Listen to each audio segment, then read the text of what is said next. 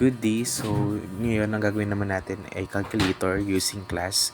And in the first step natin ay mag-declare lang tayo ng class calculator and define natin yung kanyang variables or attributes. In this case, num1 and num2 lang naman yung gagamitin natin for output, input number 1 and input number 2. So, katulad ng ginagawa natin before, bali, kukuha lang natin siya using the self method and the variable names. Next, gagawa tayo ng define natin yung functions for addition, subtraction, multiplication, and division. At in each function, i-return nyo lang yung value ng ating num1, the operation, and num2 din. So, kinapipaste ko nila para mas mabilis yung processes natin. Bali, mapagdala natin yung operation natin. Ayan, for division naman, since ang nakalagay dito sa ating instruction ay i-ensure na ma-handle niya yung 0 na divisor. So, gagawin ko siya ng if-else. Kapag if num2 is 0, mag-return siya ng error try again para umulit yung ating processes. And else naman, kapag hindi 0 yung ating value, magko-continue siya. Ayan, gagamit tayo ng while loop para continuous yung ating program. So, dito, bali, ipaprompt lang natin yung user to create a user input.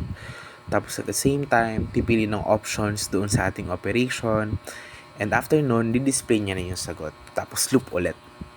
Ayan po. Bali, ayan, num1 and num2. Nagkukuha lang tayo ng user input for the first and second number at nakalimutan natin palitan yung pangalan ng isang variable pero don't worry, ayusin natin siya. Ayan. And next naman, ito nga yung sinasabi ko, options. Select ng options. Bali, papakita lang natin yung option sa ating user. Select 1 kapag addition. At 2 naman kapag subtraction. 3 for multiplication and 4 for division. So, kinapipaste ko lang and in-edit. The same lang din naman yan. Dito naman, user input naman, ano yung pinili niya. I-store lang natin doon sa operation na ating variable. And para mas maging functional yung ating code, gumamit lang tayo ng match case na method. So, match operation. So, kung ano naman ang operation depending on the numbers na in-input ng user, yun yung gagawin nating operation.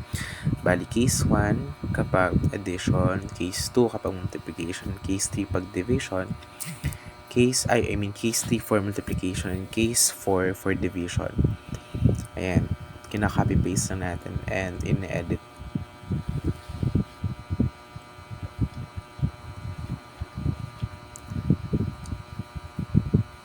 And let's try to run our code kung gagana siya. Ayan na po yung kabuuan niya. Ayan, so edit pala natin, error try again kasi napahaba yung lagay ko. First number, siguro lagay natin. Ayan. Okay, so 10 plus 5, operations 1. Ang sampu natin ay 15. Next naman, enter first number 7. Enter second number 3. Subtraction naman ang gawin natin. So, 4 yung lumabas. Tama naman po. Enter first number 5. Tapos, enter second number 4. Multiplication. Ayun, 20 yung lumabas. Ito dito, medyo nagkamali tayo ng input sa ating operator. Ayan, 10 yung nailagay ko. So, nag-break siya. Umulit lang. Pag ganon, ayan, okay pa naman, reusable pa naman yung code natin, hindi naman siya nag-error, robust pa rin siya. So, ulitin lang natin, enter first number, lagay natin 10 ulit. Tapos, second number, 0. Paano pag nag-0? Ayun. Divide natin, 4 yung option, ayun, mag-error. Error try again, so 10, tapos divide naman natin by 5. 4, ayan, quotient, nakato siya. So, ayun po, gumagana siya. Thank you.